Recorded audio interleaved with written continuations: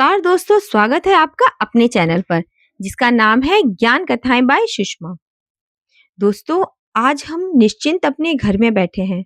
रात को एसी पंखा चलाकर निश्चिंत सो रहे हैं क्योंकि वहां बॉर्डर पर हमारी रक्षा के लिए हमारे नौजवान खड़े हैं। आज उन्हीं नौजवानों में से एक नौजवान की कहानी। कहानी का शीर्षक है तिरंगे की कसम। आजादी के 75 वर्ष पूरे हो चुके थे, लेकिन भारत के एक छोटे से पहाड़ी गांव वीरगढ़ में देशभक्ति अभी भी जीवित थी। वहां के हर घर की दीवारों पर शहीदों की तस्वीरें थी और हर दिल में तिरंगे की धड़कन। उसी गांव में रहता था एक 22 वर्षीय नौजवान आरव रावत, जो भारतीय सेना में भर्ती होना चाहता था। उसके दादा शूरवीर सिंह रावत 1971 के युद्ध में लड़े थे। आरव की प्रेरणा वही थे। उनके किस्से सुनते सुनते ही आरव के मन में देशभक्ति की आग जगी थी।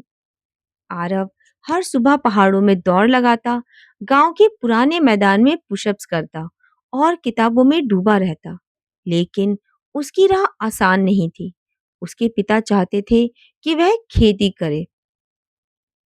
देशभक्ति भूख नहीं मिटा सकती बेटा, पिता ने एक दिन कहा। लेकिन आरव का उत्तर सीधा था। देशभक्ति के लिए जीना भी एक फर्ज है पापा, और यही मेरा सपना भी है। गांव में भी लोग उसे पागल समझते थे, लेकिन आरव ने ठान लिया था, मैं तिरंगे की शपथ लेकर ही लौटूंगा। सेना की भर्ती आई।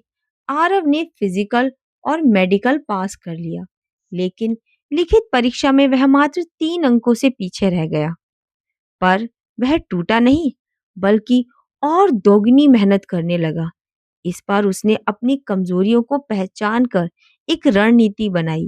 वह हर दिन 8 घंटे पढ़ाई, 3 घंटे शारीरिक अभ्यास और रात को देशभक्ति गीतों के साथ अपना आत्मबल बढ़ाता।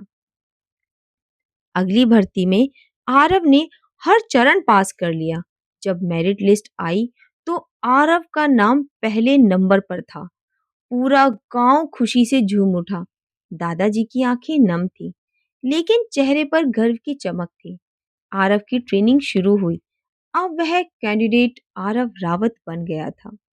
ट्रेनिंग के बाद आरव को जम्मू कश्मीर के कुपवाड़ा सेक्टर में तैनात किया गया।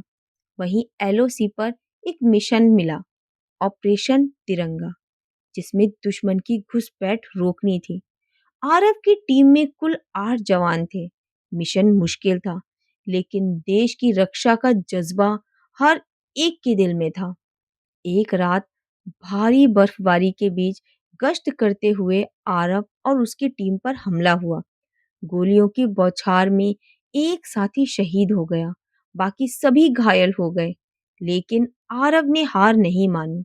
उसने एक घायल जवान को कंधे पर उठाकर सुरक्षित स्थान तक पहुंचाया और फिर अकेले ही 4 घुसपैठियों का सामना किया।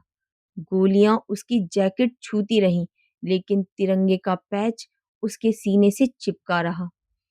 आरव ने 2 घुसपैठियों को ढेर कर दिया और बाकी को पीछे हटने पर मजबूर कर दिया।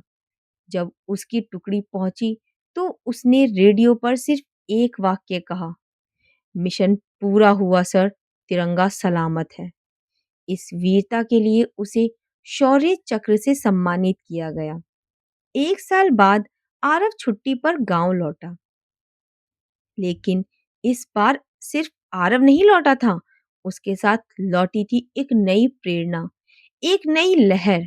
अब गांव के युवा भी सेना में भर्ती की तैयारी करने लगे।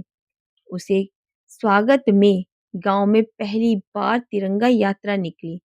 दादाजी ने गर्व से कहा, आज वीरगढ़ को फिर से एक वीर मिला है।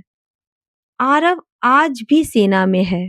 उसकी कहानी सिर्फ एक व्यक्ति की कहानी नहीं, बल्कि उस भारत की है जो हर पीढ़ी में देशभक्ति की लौ को जगाए रखता है। उसने सिखाया, देशभक्ति सिर्फ युद्ध में गोली चलाना नहीं, बल्कि हर दिन देश के लिए जीना है। तो आशा करती हूँ आज की कहानी आपको पसंद आई होगी। अगर आज की कहानी आपको पसंद आई हो तो कहानी को लाइक करें, चैनल को सब्सक्राइब करें और इसे ज़्यादा से ज़्यादा शेयर करें। जल्द ही मिलते हैं एक नई कहानी के साथ। धन्यवाद।